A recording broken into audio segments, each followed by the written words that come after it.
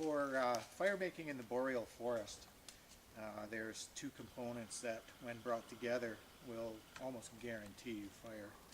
And those two materials are birch bark and cedar bark. So here I have a fairly large birch tree, and there's already very thin pieces that are desirable for our purposes today. And so I'll just take a few off.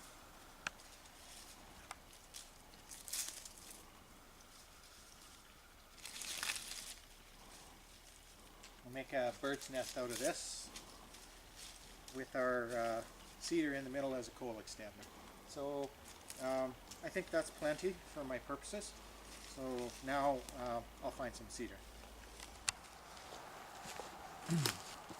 So just to my front here I see a cedar tree. And so what I need to do is to use an implement of some kind. It could even be just a sharp rock you do it with. But you want to extract some of the fibers from the trunk here. And I do that just by drag your knife blade along the trunk like this. It's not going to harm the tree. And what it produces is this very fibrousy material, which is going to be a coal extender in our fire making purposes. There. And that'll be more than enough for the job today. Okay.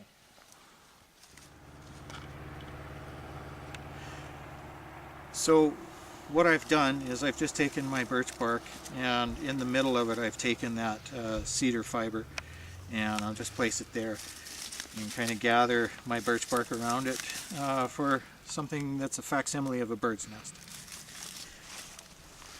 So I'm not actually going to build a fire, but I will get this to light just as an exercise in showing these two materials are really great together. For today, to produce an ember, you can produce an ember any way that you can produce one. But for me, I've got a flint and steel kit here that I put together. So for today's purposes, I'll produce my ember from some char cloth, flint, and an old file.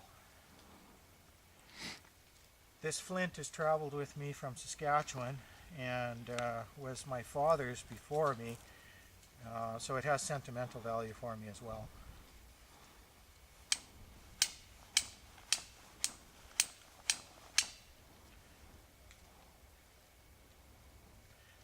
I don't even actually need anywhere near that much, so let's do this. Find a good charred edge, and we'll get a spark to find its way there.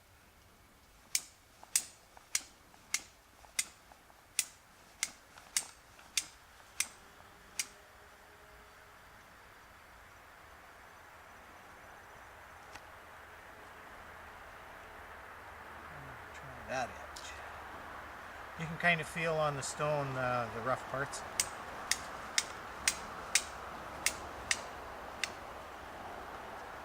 There we go.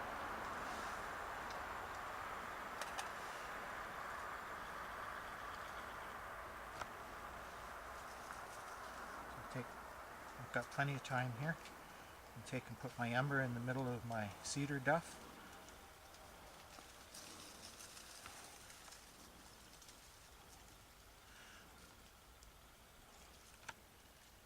Now the object here is to get the coal extender to go first.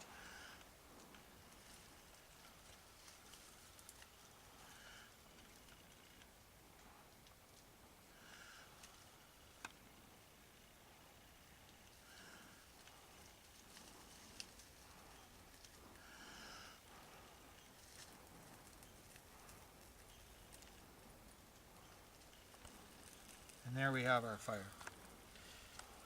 The cedar, when I first started to blow on it, when I scraped it from the tree, actually had moisture in it. So it was damp, and yet here it is. It's burning, and it was hot enough to get my birch bark to light. So from there you can have quite a bit of time even. Now build your fire with the materials that you would have gathered ahead of time. Here it is, folks. Thanks. It's just a technique for the boreal forest because we have birch and cedar occurring together, and they're a great combination. Cheers, everybody.